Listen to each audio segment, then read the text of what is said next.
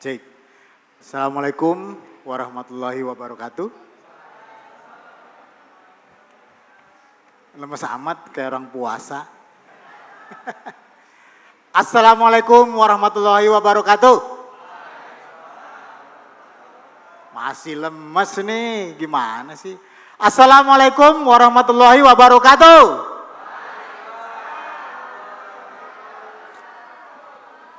Kayak di pengajian aja. Ya, kalau yang tadi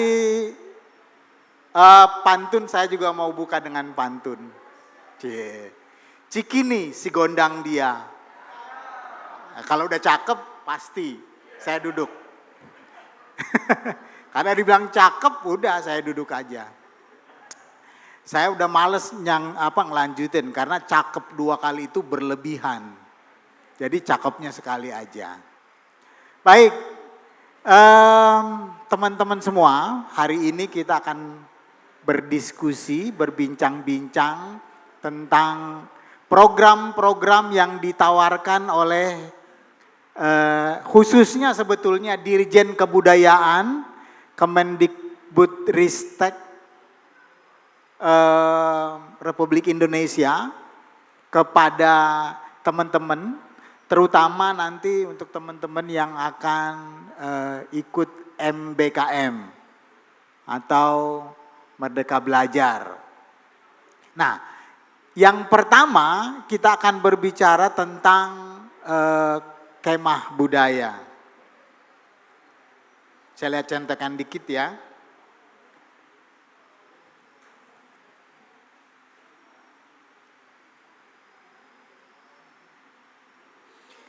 Jadi KBKM itu dimulai pada tahun 2019 dan sudah dilaksanakan 4 kali.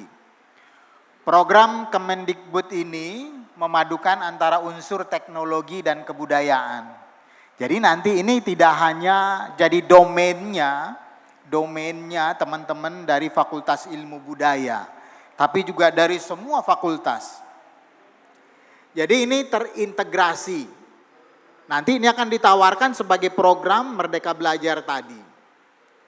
Ya. Kebudayaan itu adalah lumbung ilmu pengetahuan yang bisa diakses oleh semua orang. Jadi bukan hanya mahasiswa FIB. Kebudayaan itu sebetulnya spektrumnya luas. Saya katakan luas. Karena di UI saja ada 2 fakultas yang betul-betul menangani masalah kebudayaan. Yang pertama itu adalah Fakultas Ilmu Pengetahuan Budaya atau FIB UI. Dan yang kedua adalah Fakultas Ilmu Budaya atau FEB.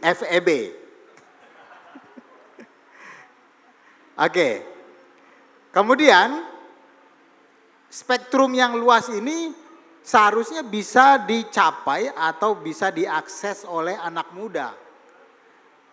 Nah, diharapkan dari program Kemah Budaya itu nanti ada solusi atau jawaban dari permasalahan kebudayaan yang juga dipahami oleh anak muda yang sudah paham tentang teknologi. Apalagi yang berkaitan dengan teknologi maju seperti sekarang ini. Baik teman-teman semua, kita sudah kehadiran tamu kita yang istimewa. Yang pertama saya hadirkan Ibu Siti Utami Haryanti dari Dirjen Kebudayaan atau dari Kemendikbudristek ya. Silakan Ibu. Koordinator KBKM. Tepuk tangan yang meriah dong. Silakan. Yang kedua, kita kehadiran alumni dari Kemah Budaya. Kita panggilkan Mas Iqbal Firmansyah. Iqbal ini adalah alumni, masih mahasiswa ya. Mahasiswa program studi Indonesia Fakultas Ilmu Pengetahuan Budaya, bukan ilmu ya, ini ilmu pengetahuan budaya. Baik, kita langsung saja pada pemaparan yang pertama. Saya persilakan kepada Ibu Siti Utami Haryanti untuk memaparkan segala sesuatu terkait kemah budaya. Silakan Bu.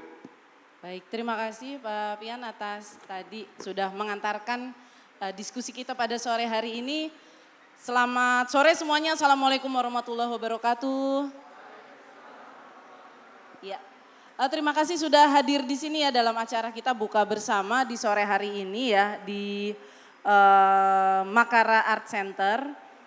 Senang sekali karena pada kesempatan kali ini kami jadi bisa mensosialisasikan ke teman-teman semua mengenai salah satu program yang ada di Direktorat Jenderal Kebudayaan. Nah, dari program-program ini kalian semua bisa ikuti ya. Ini dari fakultasnya kayak campur-campur ya, Bang Pian ya. Dari ekonomi ada ya, ekonomi ada, hukum ada, MIPA, budaya ada ya. Oke sip, alhamdulillah kayaknya kita full ya, semua dari seluruh fakultas semua ada di sini. Jadi ini kesempatan yang baik untuk kalian semua karena kalian bisa ikut dalam kegiatan KBKM di tahun 2022 ini. Nah, bagi yang ingin tahu gitu ya dari teman-teman semua, sebenarnya apa sih KBKM itu ya? Kita juga nanti akan ada sesi sharing bersama pengalaman dari alumni-alumni KBKM setelah sesi ini ya tentunya. Kita coba simak sedikit tentang profil KBKM di layar ya. Silakan Mas Jimmy.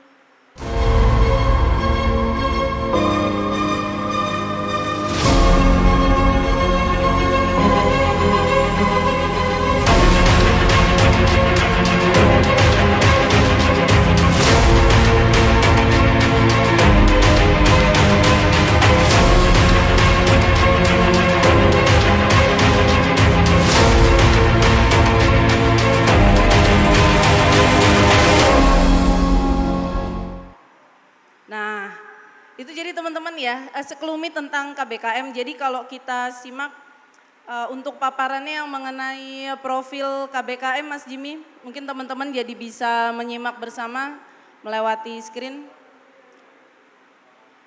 Melalui screennya ya. Layarnya ada di mana lagi ya? Teman-teman kalau yang gak jelas bisa di sana ya, sebelah kiri dan kanan juga ada.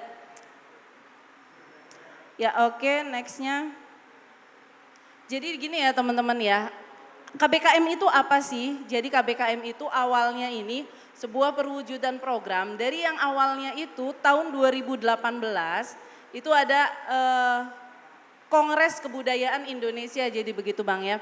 Ada di dalam Kongres Kebudayaan Indonesia itu salah satunya ada upaya untuk menggerakkan bagaimana nih untuk pemajuan kebudayaan tetapi yang melibatkan kaum muda gitu ya.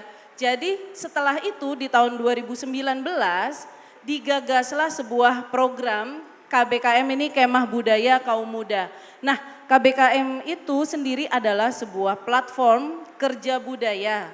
Platform kerja budaya yang melibatkan ini anak-anak kaum muda nih Bang Pian dari usia 18 hingga 22 tahun ini untuk terlibat dalam proses pemajuan kebudayaan melalui pengembangan inovasi-inovasi ya dari kaum muda ini ke dalam beberapa bentuk gitu. Jadi ada nanti kalian misalnya ini kan dari berbagai macam fakultas.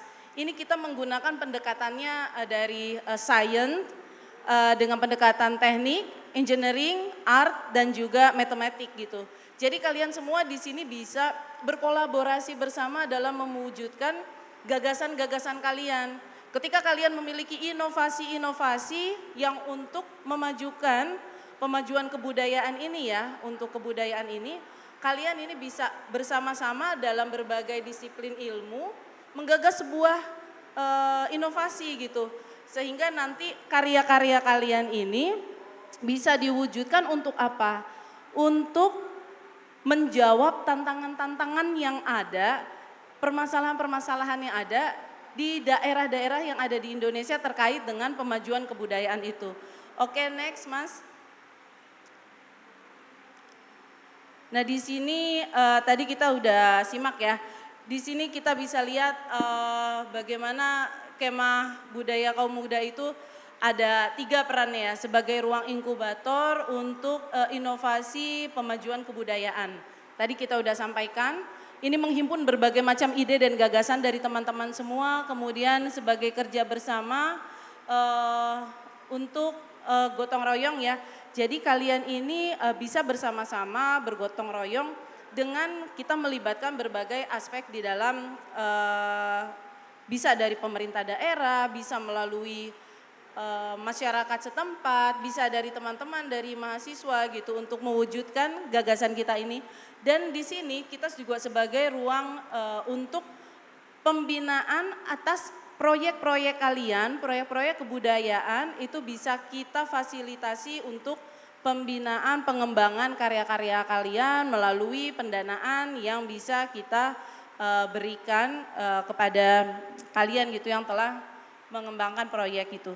Nah di sini manfaatnya kita bisa simak ya, nextnya. Manfaatnya ini tentu saja untuk ketika ada data yang kita kembangkan gitu ya, data-data ini bisa digunakan untuk penerapan kebijakan bagi pemerintah setempat, kemudian untuk pengembangan kebudayaan, untuk memajukan ekonomi masyarakat yang ada di wilayah setempat, kemudian untuk pengembangan teknologi aplikasi dan juga membentuknya partisipasi serta aspirasi dari masyarakat gitu untuk pengembangan dari proyek-proyek yang kalian kembangkan. Nah di sini kita punya harapan KBKM ini sebagai penghubung gitu ya. Penghubung bagi apa? Bagi segala macam aspek yang ada di lingkungan kita semua untuk meningkatkan sektor pariwisata, meningkatkan ilmu pengetahuan di sekitar kita, kemudian ada juga implementasi Kampus Merdeka yang sekarang ini akan kita galakan bersama di tahun 2023 ini. Kemudian juga ada untuk pembangunan desa dan lain sebagainya ya. Nah ini dari kapan sih KBKM? Jadi sebenarnya KBKM ini Kemah Budaya Kaum Muda ini sudah kita laksanakan sejak tahun 2019. Tahun 2019 ya nextnya kita bisa lihat ya. Nah ini tadi harapannya, kemudian next untuk perkembangannya. Nah ini tahun 2019 kenapa namanya Kemah Budaya Kaum Muda? Jadi pada awalnya ini memang kegiatan yang dilaksanakan dengan berkemah gitu teman-teman ya. Pada tahun 2019 ini memang dilaksanakan dengan berkemah di wilayah Candi Prambanan. Jadi mereka semua di sana diberikan pelatihan selama sebulan penuh untuk pengembangan sebuah proyek. Di sana kemudian proyeknya bisa diterima oleh masyarakat begitu ya, dimanfaatkan oleh masyarakat. Nah di tahun 2020 ini karena ada pandemi 2020 dan juga 2021 sehingga ini kita laksanakan secara online begitu ya.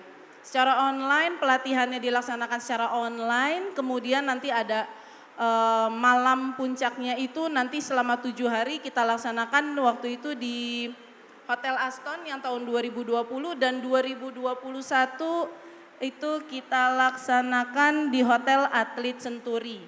Nah untuk tahun 2022 ini kita mengusung pelatihannya ini ada secara virtual dan juga secara residensi.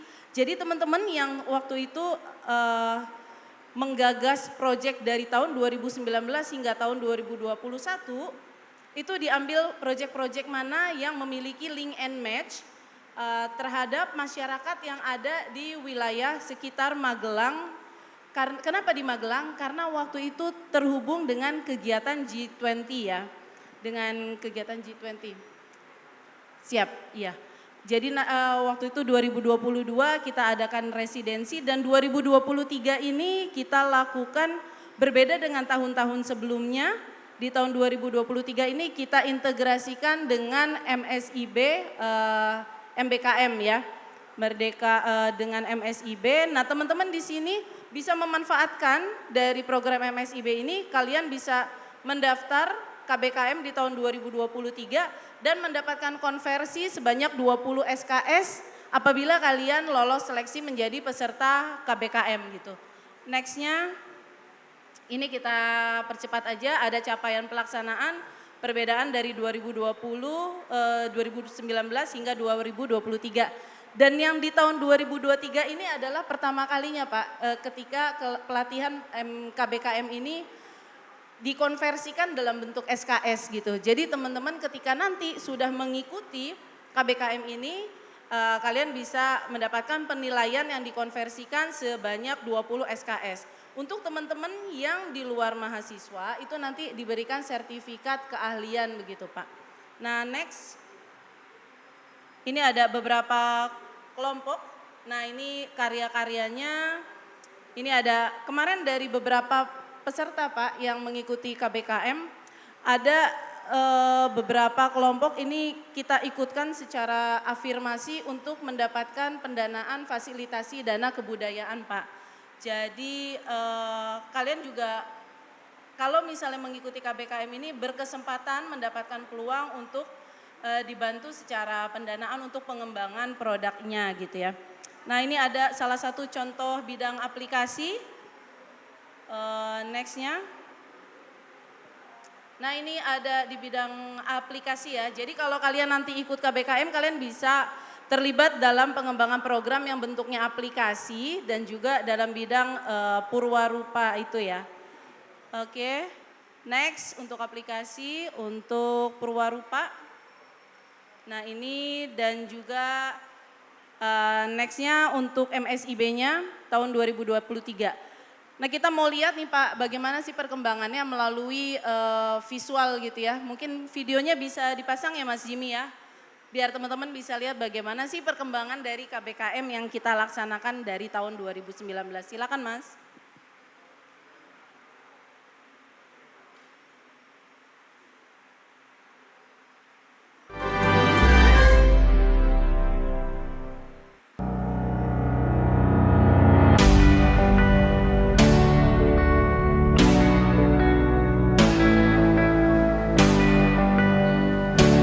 Tahun 2020 ya, dia masih sistem kompetisi. Jadi dari 2020 ini kita mencari 3 kelompok terbaik dari purwarupa dan juga aplikasi.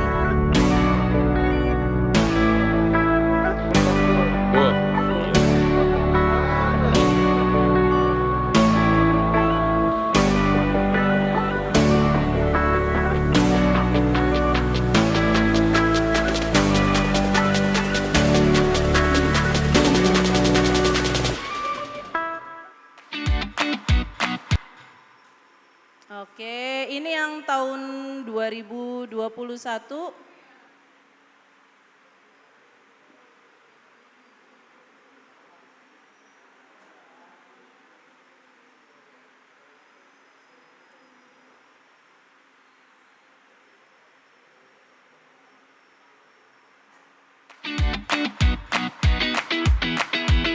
Selamat datang pada malam pembukaan kegiatan Puncak KBKM tahun 2021.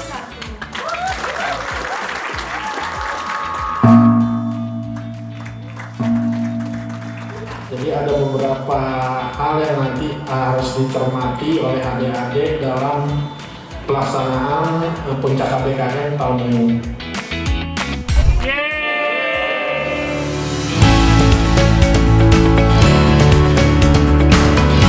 Yang tadi residensi ya. Selama 1 bulan dilakukan pelatihan di Magelang, wilayah Magelang, tersebar ke 20 desa yang ada di sekitar wilayah Magelang.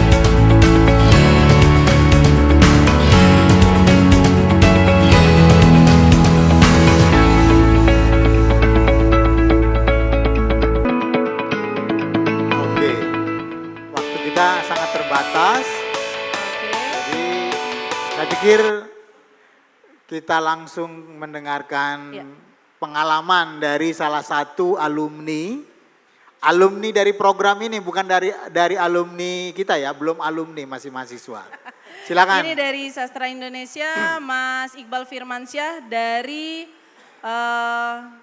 Patih Sampun ya. Waktu KBKM ada tim Patih Sampun, ada di aplikasi. Kita simak. Silakan Mas Ya, Iqbal. silakan. Many years Pilih aja, ago, Pak. Biar Our ancestors has passed down thousands of stories to all of Nusantara. And now, the way legends were told will be revolutionized through one magical platform. Are you ready?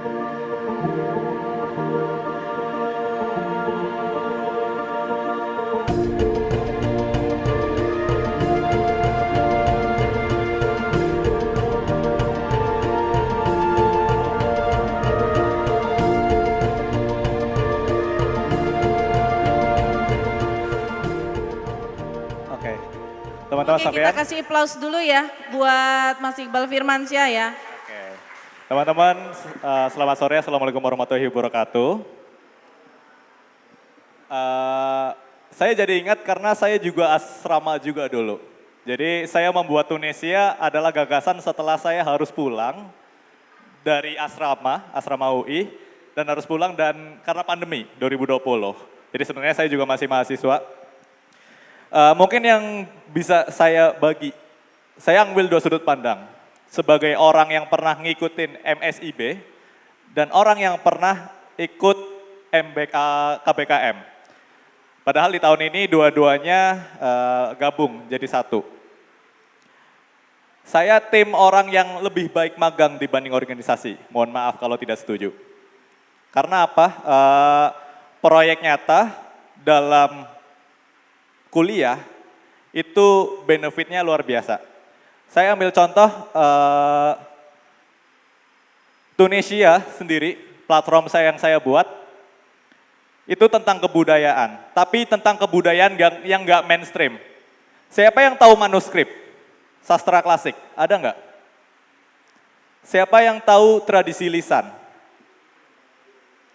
Padahal dua objek kebudayaan ini adalah dua objek kebudayaan yang paling nilainya, mungkin bisa saya bilang nilainya paling tinggi.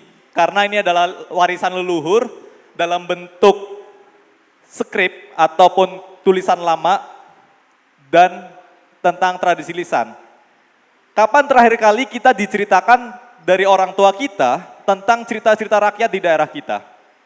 Kapan terakhir kali kita bisa membaca naskah yang memiliki huruf itu aksara Arapegon atau Jawi gitu?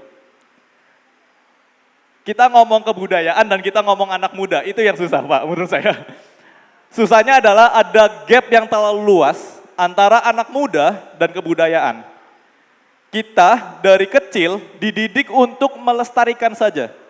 Kita tidak pernah dididik bagaimana cara kita mengolah kebudayaan, bagaimana kita bisa mengolah kebudayaan itu punya nilai dan value.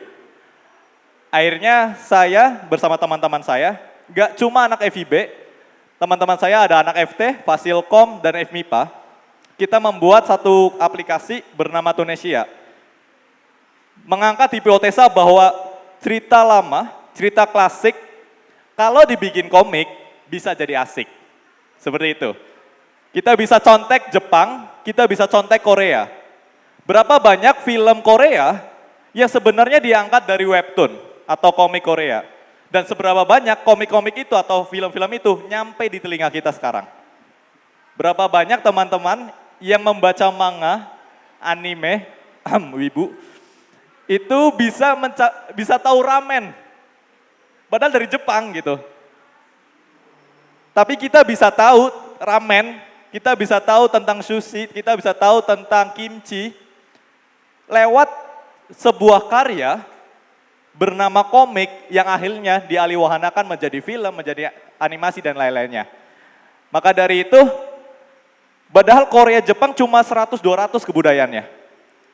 Bayangkan kita di Indonesia, ada 10 ribuan cerita Nusantara. Ada sekitar 18 juta kreator yang ada di Indonesia. Itu angka yang sangat menjanjikan. Nah, proses itu saya temui di KBKM. Jadi sebagai modal saya sebagai anak FIB, belajar tentang filologi, ketemu sama KBKM. Prosesnya, KBKM itu tentang 3, benar yang saya tadi lihat. KBKM itu tentang tempat belajar, tempat berkembang, dan tempat dikasih duit. Nah, jadi 3 hal ini bisa teman-teman nanti dapatkan saat bisa lolos di KBKM. Terlebih ditambah 1, dapat SKS lagi gitu. Jadi sudut pandang yang sangat asik saat kita bisa ikut satu program yang mungkin bisa merubah cara pandang kita ke kebudayaan, bisa jadi agennya langsung untuk bisa ikut bantu melestarikan. Saya nggak suka melestarikan, menghidupkan kembali kebudayaan, tapi juga sambil belajar. SKS-nya bisa kepenuhi lagi gitu. Jadi buat saya itu satu paket yang menarik. Kalau teman-teman bisa nanti lihat, mungkin semoga aja dari UI ada dari bulan Juli nanti yang bisa masuk di KBKM tahun 2023. Mungkin itu ya Pak ya. Oke. Terima kasih. Baik, terima kasih, tepuk tangan dong. Ya, ini satu program atau satu tawaran yang menarik dari Kemendikbudristek untuk kalian, dan mumpung ada 2 orang yang sudah malang melintang di sana, saya persilakan kepada teman-teman yang ingin bertanya. Barangkali ada 2 atau 3 penanya yang butuh informasi tentang ini. Silakan. Ada yang mau nanya nggak? Ayo silakan. Silakan. Oke, atau begini, mereka kemah di mana sih Bu? Kemah budaya ini di mana mereka? Silakan. Di mana Pak? Di mana? Di mana? Lokasinya? Oh gini, jadi tadi seperti yang sudah saya sampaikan ya, untuk Kemah Budaya Kaum Muda, setiap tahun memang berbeda-beda begitu Pak. 2019 pertama di Prambanan, di Candi Prambanan, kemudian tahun 2020 itu karena lagi pandemi, jadi kita sebulan ya Pak ya secara online, tetapi kemudian ada terakhir malam puncaknya itu di Hotel Aston, 2021 di Hotel Atlet Senturi, 2002 itu di Magelang, dan tahun 2023 ini kita ini kan kegiatannya dikonsep dengan residensi gitu Pak. Jadi pelatihan, ketika kalian mengikuti KBKM ini, pelatihannya ada 2 jenis. Pertama lewat virtual, kalian nanti akan dibimbing oleh mentor-mentor yang kompeten di bidangnya tentu saja ya. Nanti selama 1 bulan akan mengikuti pelatihan secara virtual. Secara 3 bulan Pak, maaf. Dari bulan Juli, Agustus, September, selama 3 bulan full akan diajar oleh mentor-mentor kalian mengenai beberapa materi LO yang sudah kita siapkan. Learning outcome-nya itu kita ada gitu ya. Apa saja nanti ada tentang materi kebudayaan, materi mengenai aplikasi dan juga perwarupa. Jadi kalian nanti akan belajar mengenai 3 hal tersebut. Dan nanti ada terakhir di bulan Juli, Agustus, September selama 3 bulan, dan di bulan Oktober kalian akan mengikuti pelatihan secara di lapangan begitu Pak. Di mana sih tahun ini kita mengikuti latihan di lapangannya? Itu lokasinya di Jakarta begitu ya. Jadi nanti di Jakarta itu akan dipilih lokasi-lokasinya yang memiliki tantangan-tantangan budaya, tantangan-tantangan yang ada di dalam masyarakat. Maka itu kita laksanakan di Jakarta karena Jakarta sebagai ibu kota itu tentunya Pak memiliki berbagai macam tantangan yang harus dipecahkan. Kemudian dia juga di sana tempat melting pot ya mengenai peleburan berbagai jenis kebudayaan yang ada di seluruh wilayah. Dan di situ nanti kalian akan ditempatkan di berbagai wilayah di sekitar Jakarta dan sekitarnya, Jabodetabek gitu sih Pak, tahun ini Pak. Oke. Nah, kalau bicara tentang anak muda, kalian pasti pengen tahu sebetulnya benefit secara link gitu ya, jejaring Apa sih benefit atau jejaring yang bisa dapatkan di situ? Silakan. Iya, pertama sih dapat belajarnya itu sih Pak. Yang tadi Ibu sampaikan bahwa ilmu yang selama ini kita yakini di kampus, kadang kalau ditambahkan ilmu dari praktisi langsung, itu jadi klop gitu. Pertama pasti ilmu yang jadi utama. Yang kedua, koneksi dengan mentor sebenarnya. Sampai hari ini saya selalu masih dekat dengan beberapa CEO dan founder dari startup-startup yang pernah mentorin. CEO? CEO. Oke. Jadi salah satunya adalah Mas Ivan Chen, saat itu beliau CEO Anantarupa Studio. CEO? Anantarupa. Anantarupa. Itu beliau yang ngasih beberapa saran ke Tunisia, ke platform saya. Dan sampai sehari ini kita kadang masih suka ngobrol bareng gitu. Jadi punya koneksi itu yang mahal juga. Yang ketiga mungkin kalau ngomongin tentang material ada uangnya sih Pak. Ada uangnya tapi bisa jadi modal gitu Pak. Untuk bisa saat kita daftarkan kita cuma bikin prototype. Membuat prototipe aja. Prototype. Betul prototype. Saat dia dipercayai oleh KBKM untuk melanjutkan, otomatis kita dikasih dana pendanaan. Tapi saya tidak tahu tahun sekarang, barangkali ternyata nggak ada, takutnya menjanjikan nih Bu saya. Kita langsung serahkan kepada yang berhak. Tentu aja ada gitu ya, tentu aja ada. Seperti misalnya kita ini punya di Direktorat Jenderal Kebudayaan di Kemendikbud itu ada fasilitasi bidang kebudayaan. Itu ada disediakan dana-dana bagi pelaku-pelaku budaya yang ingin berpartisipasi dalam memajukan kebudayaan gitu Pak. Nah di sini salah satunya ketika kalian mengikuti kegiatan KBKM kemudian dinilai karya-karya yang sudah kalian kembangkan itu ya bisa bermanfaat bagi banyak orang, kalian bisa dipilih gitu mengikuti seleksi untuk penerimaan dana kebudayaan, fasilitasi bidang kebudayaan. Namanya apa?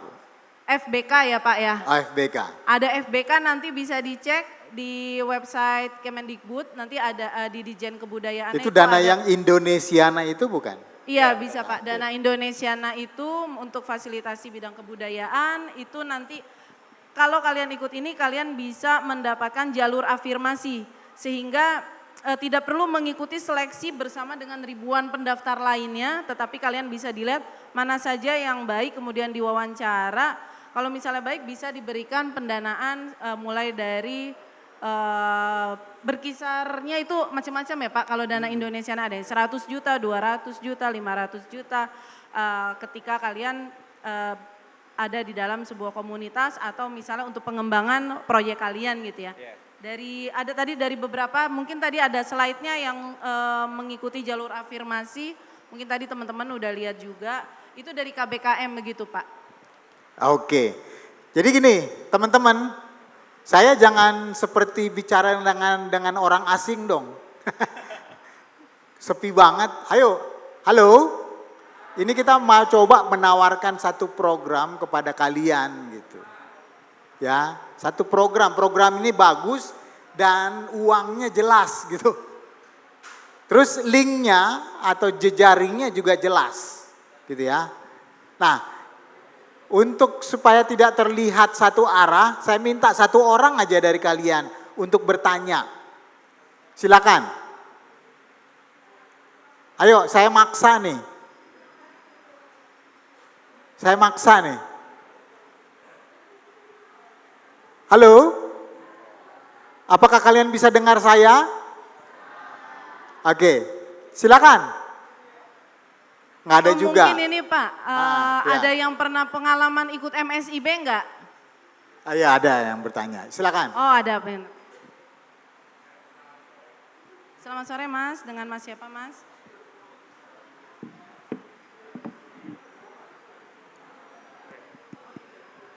Selamat sore, terima kasih telah mengizinkan saya untuk bertanya.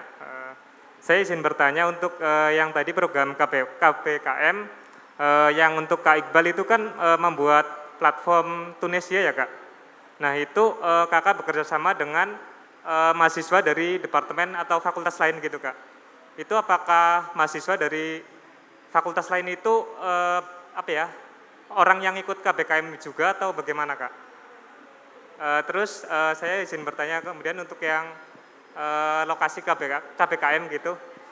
Untuk lokasi KBKM-nya sendiri apakah itu udah paten di Jakarta, apakah nantinya kita boleh memilih lokasi lain gitu kok? Jadi kan kalau misalnya kita ingin belajar kebudayaan di daerah lain misalnya kayak Papua atau Nusa Tenggara gitu, apakah kita boleh memilih lokasinya di tempatnya langsung atau kebudayaan itu dibawa ke Jakarta untuk diajarkan kepada kita? Begitu. Terima kasih. Izin jawab dulu ya Bu ya. Kalau untuk teman-teman saya, kebetulan dari tim saya, dulu di tahun saya itu 2020 masih bisa dua. Bisa per kampus dan per daerah. Kebetulan saya dulu per daerah. Saya dari Pemalang, Jawa Tengah, jadi tim saya itu teman-teman saya di Pemalang.